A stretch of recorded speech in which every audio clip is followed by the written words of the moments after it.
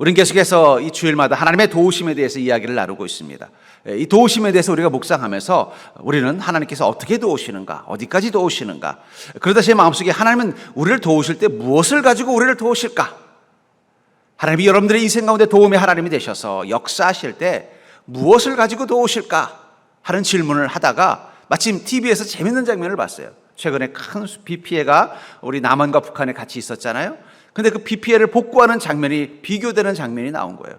근데 북한에서는 보니까 그 북한 주민들이 삽을 들고 와가지고 무너진 제방을 막 삽으로 열심히 막 메꾸고 있는 장면을 봤습니다. 그거를 전문 용어로 삽질한다 그럽니다만. 근데 남한에서는 보니까 사람은 안 보이고 포크레인만 막 수십 대가 와가지고 그걸 척척 퍼가지고 트럭에다가 막 흙을 잔뜩 실어가지고 가서 쏟아붓는 거예요. 어디가 더 빨리 복구가 되겠어요? 비교할 수가 없죠. 그걸 보면서 그때 깨달은 게 있습니다. 하나님이 무엇으로 도우시는가? 세상 사람들이랑 우리나 똑같이 인생의 큰 재난을 만날 때가 있고 어려움을 겪을 때가 있습니다. 마치 저 태풍처럼 이 태풍은 남한에만 피해를 준 게 아니라 북한에도 피해를 주는 것이고 또 믿지 않는 자에게만 피해를 준 것이 아니라 믿는 자에게도 피해를 줄 것입니다. 마찬가지로 우리 인생의 재앙과 고난은 어떤 세대를 막론하고 임하게 돼 있다는 거예요. 그런데 중요한 것은 우리 인생 가운데는 하나님의 포크레인이 있다는 걸 깨달은 것입니다. 하나님은 우리 인생을 도우시기 위해서 포크레인과 같은 주님의 은혜와 능력으로 우리를 붙잡아 주시기 때문에 우리 마치 수해 복구를 너무나 쉽게 빨리 복구할 수 있는 것처럼 우리 인생의 문제를 이겨내고 극복해내고 다시 한번 주님의 은혜와 축복을 누린 인생으로 변화될 수 있다는 것입니다. 저는 그러면서 우리 그리스도인의 축복은 무엇입니까? 그것은 우리에게는 하나님의 포크레인이 있다는 거예요. 전 여러분들의 인생 가운데 하나님의 포크레인이 함께하고 있음을 믿는 자 되기를 주의 이름으로 축복합니다. 제방이 무너지는 것은 어쩔 수 없지만 그걸 복구할 수 있는 능력이 있다면요, 두려워할 게 뭐 있습니까? 그렇잖아요. 복구할 수 있는 능력이 있으면 두려워할 거 없다는 거예요. 능력이 없을 때 우리는 두려워하는 것입니다. 특별히 오늘 본문에 보면 이 모세를 통해서 이스라엘 민족을 도우시려는 하나님의 은혜, 그 은혜가 모세를 통해서 나타납니다. 어쩌면 그게 바로 모세에게 하나님의 포크레인이 공급되어진 것입니다. 모세야, 너는 가서 이스라엘 민족을 저 애굽에서 건져내서 무사히 가나안 땅에 들어가는 이 사명을 위해서, 그들의 절망과 고통에서 벗어나는 인생을 위해서 내가 너에게 두는 이 도구, 나의 이 하나님의 포크레인과 같은 이 도구를 가지고 가서 그들을 도와서 그들이 그 절망과 재앙으로부터 벗어날 수 있도록 돕는 자가 되라고 말씀하고 있다는 것입니다. 전 그런 의미에서 하나님이 여러분들의 인생 가운데 주신 하나님의 도구, 하나님의 포크레인은 무엇입니까? 저는 그것을 여러분들이 발견하고 그것을 가지고 여러분들의 인생의 문제마다 그것을 해결하고 극복해 나가는 믿음 되기를 주의 이름으로 축복합니다. 우리 옆 사람 보고 인사할까요? 더 이상 삽질하지 마시고 하나님의 포크레인으로 이겨냅시다. 우리 인생의 재앙이 마치 태풍이 오는 것처럼 올 수도 있죠. 어려움을 겪을 때도 있습니다. 그러나 중요한 건 우리에게 하나님의 포크레인이 있다는 거예요. 하나님이 움직이시기만 몇 산만 뜯어도 다 해결돼요. 우리 인생의 재앙은 뭐 그렇다고 무슨 저 중국의 산사태 무너지는 것처럼 거대한 게 아니에요. 조그만 연못 하나 무너지는 것에 불과할 뿐입니다. 그거 삽으로 하려고 하면 힘들지만 포크레인 하면 몇 산만 뜨면 다 메꿔지는 거예요. 하나님의 포크레인이 우리 인생 가운데 계시면 우리는 두려워할 게 없다는 것입니다. 그렇다면 이 모세에게 하나님께서 이 포크레인을 공급하셨다면 그 하나님의 포크레인은 구체적으로 무엇일까요? 저는 도우시는 하나님이 무엇을 가지고 우리 인생을 돕는지를 모세를 통해서, 이스라엘 민족과 모세를 도우신 하나님의 능력을 통해서 여러분들도 그것을 깨닫고 그것을 사용하고 누릴 줄 아는 인생이 되기를 주의 이름으로 축복합니다. 먼저 우리가 알 수 있는 것은 바로 하나님의 지팡이로 도우신다는 거예요. 여러분들, 하나님께서 우리를 도우려고 결심하셨을 때 하나님은 하나님의 지팡이로 우리를 돕기 위하여 우리에게 하나님의 지팡이를 허락하신다는 것입니다. 본문 4절과 5절을 보시면 여호와께서 모세에게 이르시되 내 손을 내밀어 그 꼬리를 잡으라. 그가 손을 내밀어 그것을 잡으니 그의 손에서 지팡이가 된지라. 이에 그들에게 그들의 조상 하나님 곧 아브라함의 하나님, 이삭의 하나님, 야곱의 하나님 여호와가 내게 나타난 줄을 믿게 하려 함이라 하시고, 주님께서는요, 모세가 원래 가지고 있던 지팡이를 땅에 던지라고 말씀하십니다. 던지고 나니까 뱀으로 바뀐 거예요. 그러자 뱀으로 바뀐 그 지팡이를 보고 놀라하는 모세에게 그 무서워하지 말고 뱀의 꼬리를 잡아라. 머리도 아니고 꼬리를 잡으라고 합니다. 이게 무엇을 의미하는지는 제가 다음번에 하나님의 지팡이에 대해서 말씀을 나눌 때 여러분들 한번 그때 묵상하시기 바랍니다. 그 꼬리를 잡았더니 어떻게 돼요? 다시 지팡이가 된 거예요. 그럼 그 지팡이는 모세의 지팡이일까요? 하나님의 지팡이일까요? 모세의 지팡이인데 뭐하러 하나님이 뱀으로 만드시겠습니까? 그렇지 않아요. 그건 하나님의 지팡이로 바뀐 걸 의미하는 거예요. 모양도 바뀌었을까요? 제가 보면 모양은 안 바뀌었을 것 같아요. 모양은 그대로인 것 같은데 이제 그가 쥐고 있는 지팡이는 모세의 지팡이가 아니라 하나님의 지팡이를 쥐고 있다는 거예요. 그럼 왜 하나님께서는 이 모세의 지팡이를 뱀으로 바꾸셨다가 다시 지팡이를 바꾸고 그 지팡이를 가지고 이스라엘 민족을 구원하게 했을까요? 그것은 바로 거기 문장에 그들의 조상의 하나님 곧 아브라함의 하나님, 이삭의 하나님, 야곱의 하나님 여호와가 내게 나타난 줄을 믿게 하려 함이라. 그가 하나님께서 이 모세에게 하나님의 지팡이를 쥐어주시고 뭐라고 말해요? 이것을 보면은 이스라엘 민족이 너를 통해서 아브라함의 하나님, 이삭의 하나님, 야곱의 하나님이 나타난 것을 믿게 된다는 거예요.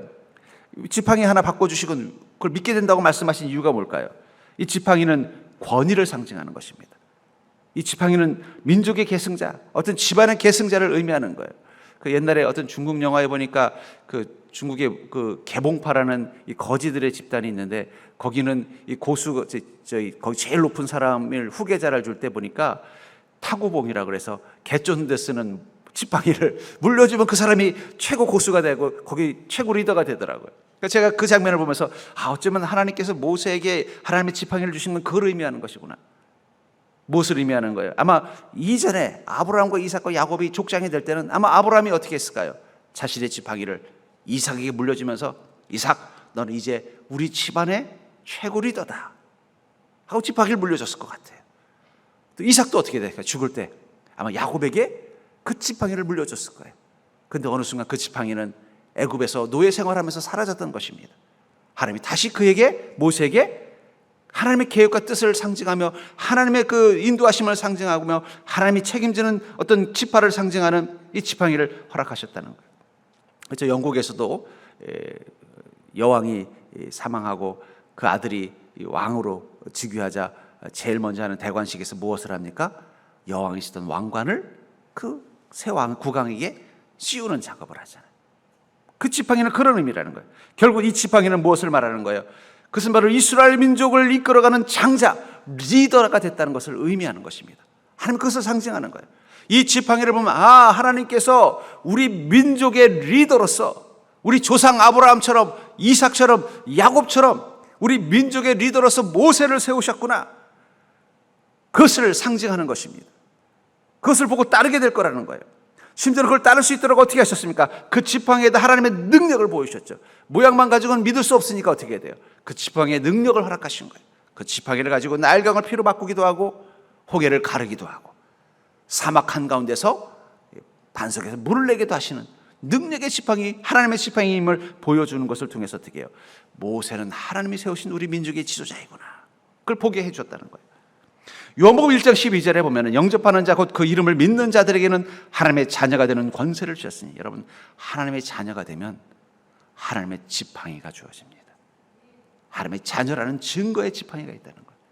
이 지팡이를 가지고 있으면 세상은 저 사람은 하나님의 자녀이구나.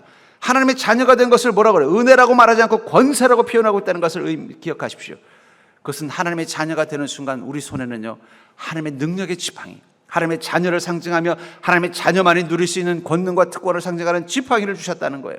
그 지팡이를 보면 세상을 어떻게 되는 거예요? 저 사람은 하나님의 상속자요 하나님의 자녀이기 때문에 거기에 합당하게 우리가 반응해야 된다고 생각하게 만드는 능력이 담겨져 있다는 것입니다.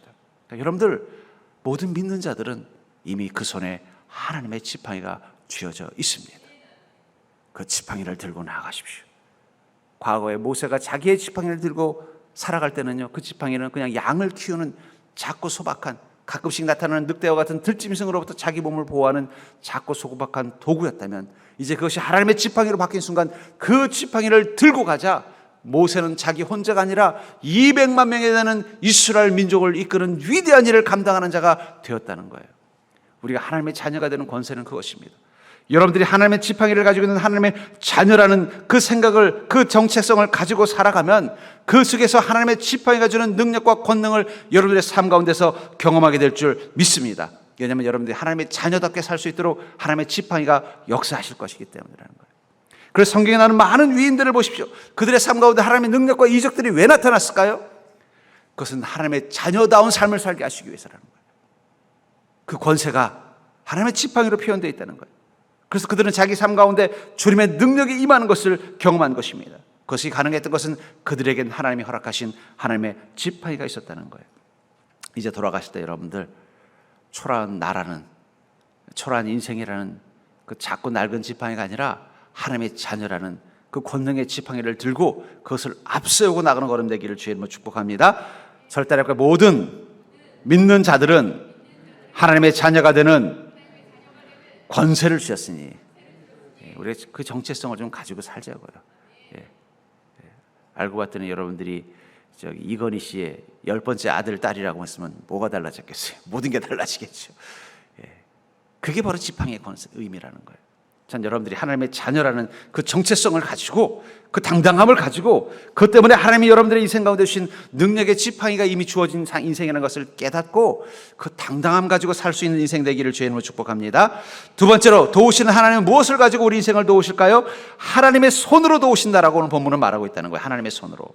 6절과 7절을 보면은 여호와께서 또 그에게 이르시되 내 손을 품에 넣으라 하시매 그가 손을 품에 넣었다가 내어보니 그 손에 나병이 생겨 눈같이 된지라. 이르시되 내 손을 다시 품에 넣으라 하시매 그가 다시 손을 품에 넣었다 내어보니 그 손이 본래의 살로 되돌아왔더라. 왜 하나님께서는 갑자기 손을 품에 넣으라고 해서 넣었더니 빼니까 어떻게 해서요?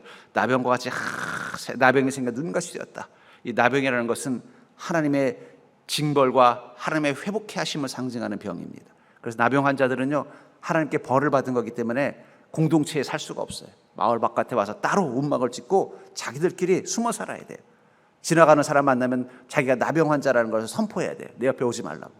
가까이만 해도 부종을 탄다는 거예요. 그러다 그 병이 나았다는 것은 하나님의 용서가 임했다는 것을 의미하는 것입니다. 하나님의 치유하심과 용서하심을 경험한 인생이 됐다는 걸 뜻하는. 그래서 10명의 문둥병자가 예수님 통해 나음을 받고 어떻게 했어요? 제사장에 가서 자기 몸을 보이지 않습니까? 그럼 왜 갑자기 모세의 손을 나병이 생겨 눈같이 희게 되다가 다시 빼고 그걸 다시 넣어서 뺐더니 다시 본래 살로 돌아왔을까요? 너의 인생 가운데는 나의 능력과 나의 은혜와 나의 치유가 임했다는 것을 보여주시는 것입니다. 너는 이제 그걸 감당할 자가 됐다는 거예요. 우리가 죄와 어리석음을 가지고서는요, 하나님의 은혜와 능력을 감당할 수 없을 것입니다. 주님의 사명을 감당할 수 없습니다. 주님께서 우리를 치유하시고 회복시키시고 주님의 그 사명을 감당할 수 있는 능력을 가진 자가 되었음을 선포하기 위해서 주님은 그 손을 나병 걸리게 했다가 다시 낫게 한 거예요. 그럼 그걸 다시 나은 손은 어떤 손이 됐을까요? 사도행전 3장 6절부터 7절에 보면은 베드로와 요한이 이 미문에 있는 안진뱅이를 낫게 하는 장면이 나옵니다. 미문에 앉은 안진뱅이에게 뭐라고 말합니까? 근과 음은 내게 없거니와 내게 있는 이것을 내게 주노니 나사렛 예수 그리스도의 이름으로 일어나 걸어라. 나에게 있는 것은 무엇이라는가? 예수 그리스도. 내 안에는 주님의 이름, 주님의 영신 성령님이 함께 계시고 그분이 지금 너를 치유하기를 원하신다. 그러면 어떻게 했다고 말하고 있어요? 오른손을 잡아 일으키니. 저는 이 장면을 생각해요. 왜 오른손을 잡아 일으켰을까요? 일어나 걸어라고 말할 수도 있는데 그걸로 끝낸 게 아니라 손을 내밀었어요. 그때 내민 베드로의 손은 누구의 손일까요? 그것은 베드로의 손이 아니라 하나님의 손, 성령님의 손일 것입니다.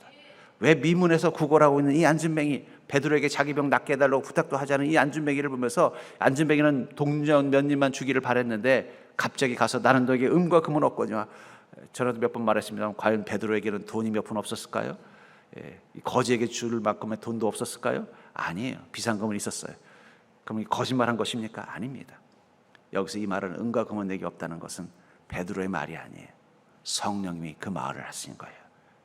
예수님의 영이 임하셔서 그가 베드로에게 그렇게 말하게 한 거예요. 어쩌면 여기서 베드로가 이르되가 아니라 예수 그리스도께서 이르되라고 표현하는 게 더 정확할 거예요.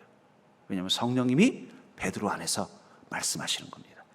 얘야, 나는 음과 금은 없다.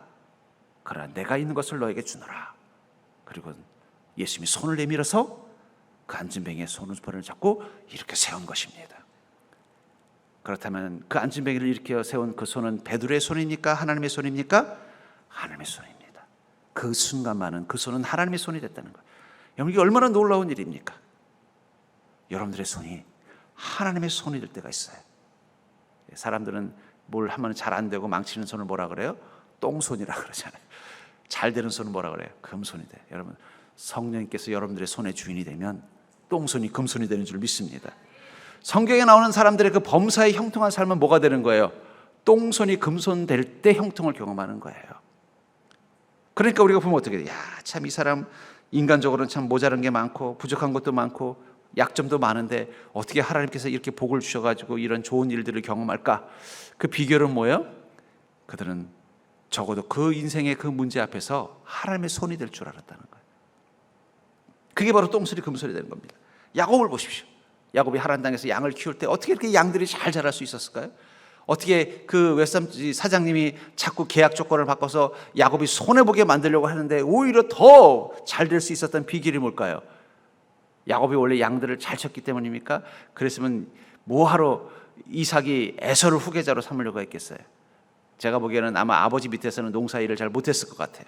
그러니까 이삭이 마음속으로 그랬을 겁니다. 아이고, 저희 야곱한테 이 양들 키우는 일, 이 집안 맡기면은 저 못할 것 같다. 쟤는 살림이나 잘하지 이런 거 못할 것 같다. 에서가 잘할 것 같아.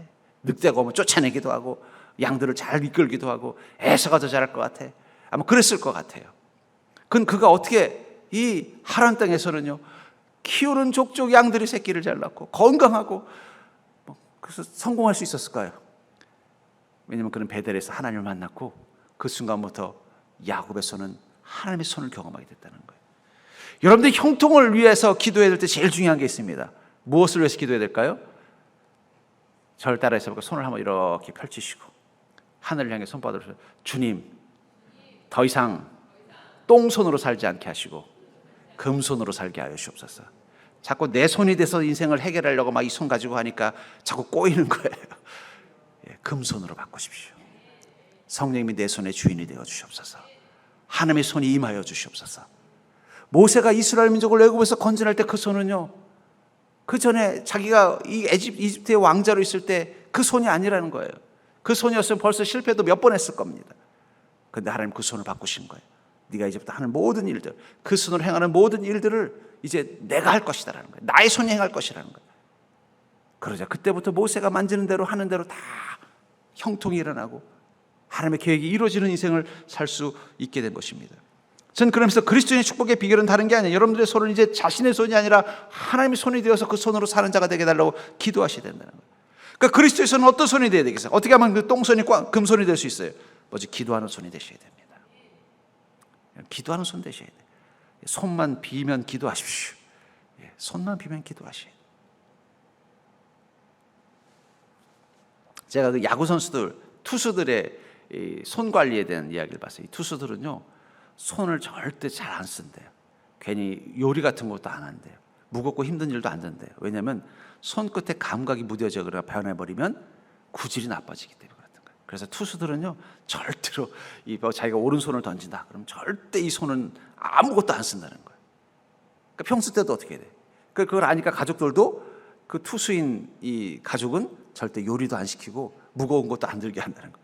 왜냐하면 이 손의 감각이, 굳은 살 하나가 달라지고 감각이 하나 달라지고 근육이 하나 달라지면 구질이 바뀌기 때문인 거예요. 여러분들의 손이 하나님의 손으로 있어 역사할 수 있는 손이라는 걸 믿는다면 여러분들 그 손을 어떻게 관리하시겠어요? 네일 아트 많이 한다고 해서 하나님의 손 되는 게 아닙니다. 기도의 손이 되셔야 돼요. 하나님, 이 손으로 매일 기도하시는 하나님, 그 손으로 만지고 행하는 것들이 다 선하고 정결한 것만 하셔야 돼요. 손에 부정탈만한 일 하시면 안 돼요. 죄된 것 만지지 마십시오. 죄된 곳에는 문고리도 잡지 마세요. 하나님 앞에 깨끗한 손, 거룩한 손이 되려고 해요.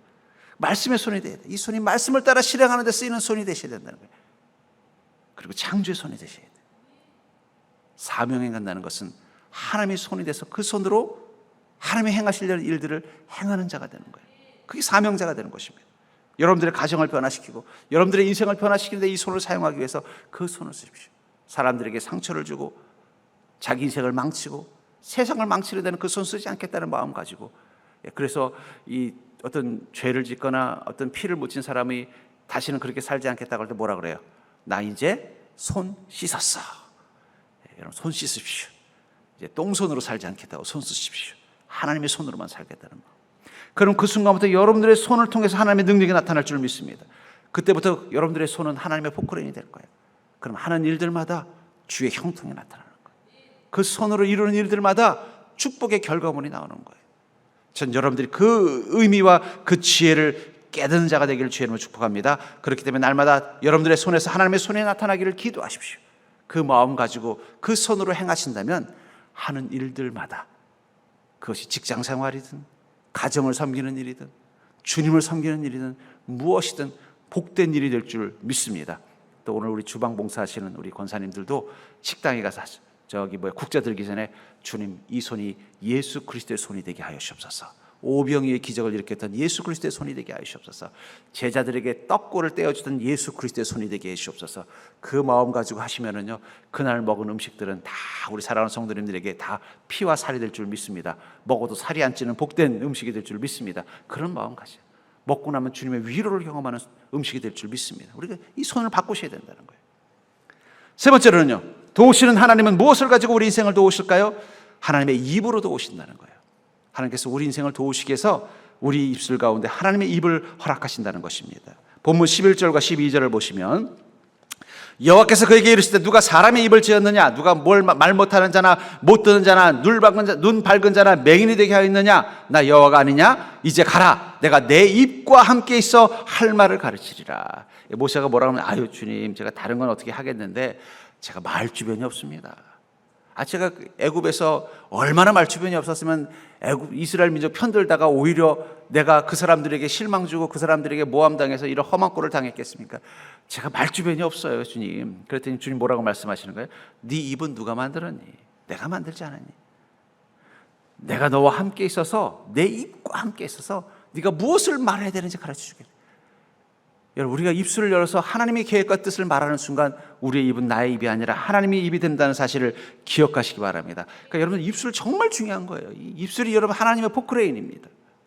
신명기 11장 29절에 보면, 내 하나님 여호와께서 내가 가서 차지할 땅으로 너를 인도하여 들으실 때 너는 그리심산에서 축복을 선포하고 에발산에서 저주를 선포하라. 여기 선포라는 단어는 하나님의 입이 되어 말하라는 뜻입니다. 전 여러분들의 입이 선포하는 입이라는 사실을 기억하시기 바랍니다. 하나님의 입이 돼서 말할 때 무엇을 선포하라는 거예요? 그리심산에서는 축복을 선포하고 에발산에서는 저주를 선포하라는 거예요. 창세기 12장 2절에서는요, 또 하나님께서 아브라함에게 뭐라고 말씀하십니까? 너를 축복하는 자에게는 내가 복을 내리고 너를 저주하는 자에게는 내가 저주하리니 땅의 모든 족속이 너로 말미암아 복을 얻을 것이라. 아브라함에게 그 입술을 열어 축복하는 자는 하나님께서 어떻게 해요? 복을 주신다는 거예요. 아마 그때 아브라함은 어떻게 했을까요? 아브라함님, 저는 당신을 보면서 예수 믿는 게 무엇인지를 알았습니다. 주님의 복이 무엇인지를 알았습니다. 아브라함님은 얼마나 이렇게 믿음이 좋으신지 참 제가 많이 배울 게 있습니다. 아브라함님처럼 저도 살고 싶습니다. 이런 말을 할 때마다 하나님께서 그 사람에게 복을 준다는 거예요. 그게 어떻게 가능했을까요? 아마 아브라함이 속으로 그랬을 거예요. 반사, 당신도 그리 될 줄 믿습니다. 그러니까 여러분들, 또 어떤 사람은 아브라함한테 와서 시비를 걸 거예요. 아브라함 뭐 믿음 좋다더니 자기 마누라 하나 갖다 팔아먹으려고 하고, 뭐 자식들도 별 볼 일 없더만, 당신은 뭐 그런 인생 살려 뭐하러 하란 땅에서 가나안 땅까지 왔어? 비난하고 조롱할 때 또 아브라함은 속으로 뭐라고 기도했을까요? 반사. 그럼 그건 다 누가 먹는 거예요? 그 입으로 범죄한 사람이 먹더라는 거예요. 그러니까 여러분들, 사람들이 여러분들한테 칭찬하면 어떻게 하라고요? 반사. 와서 여러분들 비아냥거리고 조롱하면 또 뭐라 그래요? 반사. 그게 바로 너를 축복하는 자에게는 축복하고 너를 저주하는 자에게는 저주하게 되는. 여기서 중요한 게 있습니다. 하나님 말을 정말 중요하게 여긴다는 거예요. 우리가 잃어버리시면 안 돼요. 하나님은요, 말과 입술을 되게 중요하게 여기세요. 그래서 하나님 천지를 무엇으로 만드셨어요? 말씀으로 창조하셨잖아요. 그냥 눈빛으로 하실 수도 있는데, 복잡하시면 천사들에게 그냥 시켜서 알아서 하라고 하셔도 되는데 말씀으로 만드셨다는 거예요. 죽은 나사로를 무엇으로 살리셨어요? 예수님이 나오너라 음성으로 살리셨어요. 험한 파도를 무엇으로 잠재우셨어요? 하나님은요, 꾸짖어서 파도야 정신 차려라, 그 한마디에 잠잠해졌다는 거예요. 하나님은 말을 정말 중요하게 보십니다. 전 여러분들의 입술을 열어서 하나님의 입이 되는 선포하는 입이 되기를 주의 이름으로 축복합니다. 근데 그게 저는 신앙적인 것인 줄 알았더니 이 심리학 쪽에서도 그런 결과가 나왔어요. 긍정학이라는 학문이 있습니다. 최근에 발전한 학문인데 뭐냐면 행복학. 어떻게 하면 행복할 것인가. 옛날에는 그냥 건강하고 돈 많으면 다 행복할 줄 알았는데 돈이 많아지고 건강해도 행복하지 않더라는 거예요. 뭐 수조 원의 재벌이 자살을 하고, 그 부잣집 사람들이 전혀 행복해 보이지 않더라는 거예요. 그럼 어떻게 하면 행복할까? 이것만 전문으로 연구하는 전문가들이 생겼어요. 그걸 행복하기라고 합니다. 근데 거기서 가장 중요한 게 뭔지 아세요?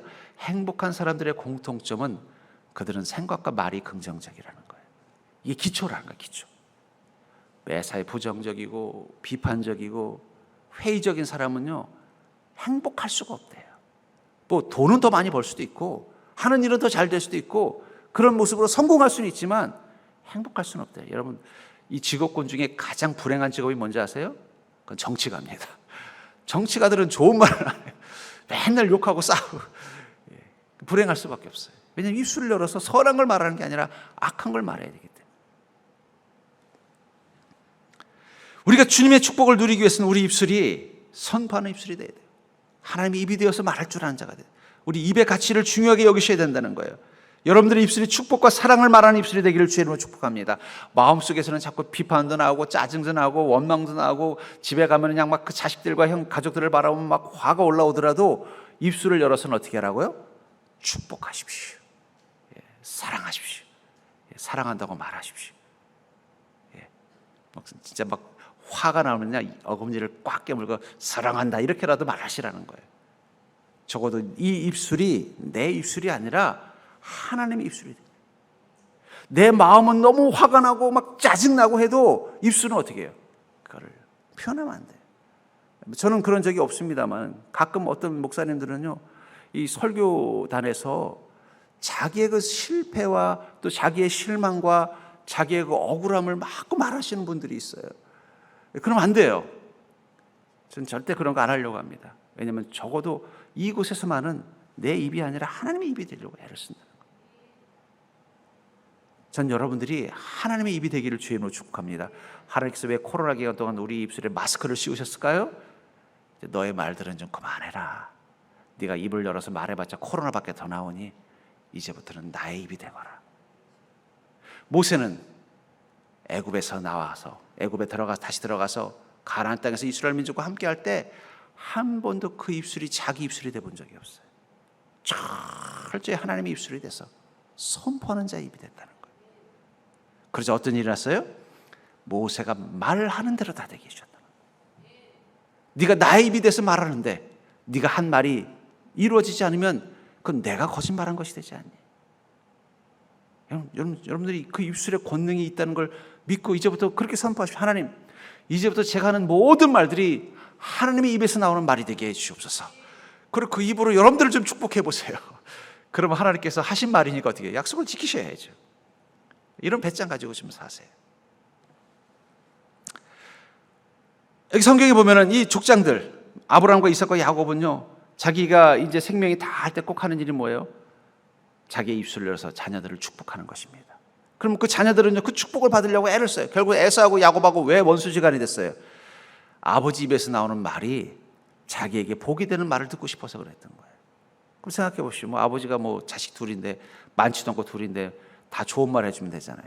근데 왜 야곱에게는 물론 속아서 그랬지만은 온갖 축복의 말은 다 해주고 에서에게 너에게 해줄 말이 없다고 했을까요? 야곱은 알고 있는 거예요. 이 시간 내가 입술을 열어 말하는 것은 내 말이 아니라 하나님의 말, 하나님의 입이고 그것이 선포된 말들은 반드시 이루어질 거라는 걸 믿었기 때문이에요. 그 가족들도 믿었다고요. 저는 그게 신앙이라고 생각합니다. 주님께서 여러분들의 입술을 통해서 말하실 때 그 일은 반드시 이루어질 것입니다. 그러니까 하나님의 입이 되십시오. 근데 여러분들이 하나님의 입이 되어 산다고 하면서 입에서 저주가 나오면 어떻게 된다는 거예요? 그림산에서는 축복을 선포하고 에발산에서는 저주를 선포하는 거예요. 그 에발산이 여러분들의 가정이 될 수 있다는 거예요.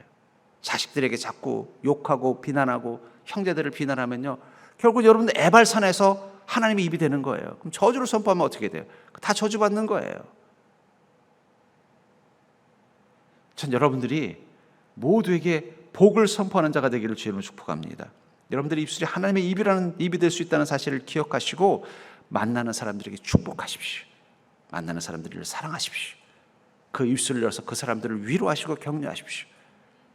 그리고 그것이 하나님의 입이 되는 순간 반드시 이루어질 것입니다. 특별히 여러분은 여러분들의 인생을 향해서 하나님의 입이 돼서 선포하십시오. 하나님께서 그 도구 주셨으면 뭐 다른 사람들을 위해서만 쓰지 마세요. 입은 이 손과 이 이 입의 차이가 뭘까요? 손은 대부분 나를 위해서 쓰고 입은 대부분 남을 위해서 씁니다. 근데 그 입을 가지고 자기를 위해서 쓰세요. 그게 뭐예요? 자기 선포예요. 나는 복되리라. 내가 하는 이 일을 하나님께서 잘 되게 하리라. 선포하십시오. 하나님의 입이 돼서. 여러분들 가정에 할 때마다 하나님께서 우리 가족들을 축복하리라. 우리 자녀를 복되게 하리라. 선포하세요. 하나님의 입이 돼서 하세요.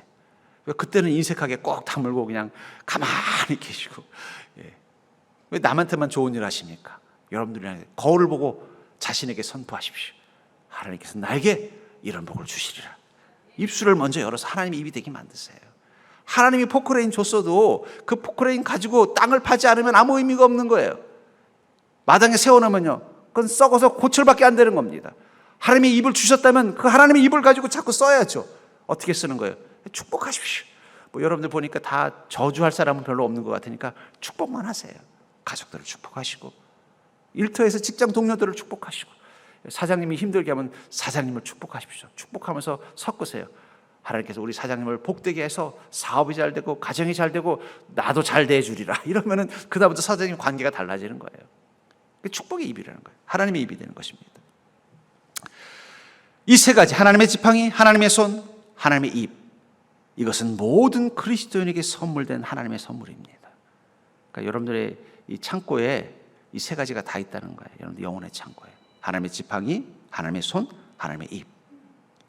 그렇다면 여러분들 모세처럼 여러분들의 인생, 그 죄와 절망에 고통받고 있는 애굽에 있는 이스라엘 민족과 같은 그 인생에서부터 벗어날 수 있도록 이제 그 하나님의 도구를 써야 되지 않겠습니까? 애굽으로 갈 때 하나님의 도구는 애굽에 있는 이스라엘 민족만 구원한 게 아니에요. 실패와 좌절과 절망 가운데 있었던 모세의 인생도 구원해 준 겁니다. 그는 80년 동안 실패 속에, 후회 속에, 고독함 속에 광야를 헤매고 있다가 이제 하나님의 손, 하나님의 지팡이, 하나님의 입이 임하자 그의 인생도 복되게 바뀐 거예요. 그렇다면 여러분들은 여러분들의 인생에 여러분들이 스스로 모세가 되셔야 되지 않겠습니까? 모세처럼 하나님의 지팡이를 가지고, 하나님의 손을 가지고, 하나님의 입을 가지고 여러분들의 인생을 향해 가서 여러분들의 인생을 변화시키십시오. 하나님은 그것을 위해서 여러분들을 먼저 부르신 것입니다. 여러분들 그 사실을 기억하시고 한 주도 하나님의 도우심의 그 도구를 가지고, 그 내 인생 가운데 주신 그 하나님의 포크레인을 가지고 여러분들의 인생의 문제를 해결하고 여러분들의 삶 가운데 축복된 삶을 쌓아가는 귀한 인생 되기를 주의 이름으로 간절히 축원합니다.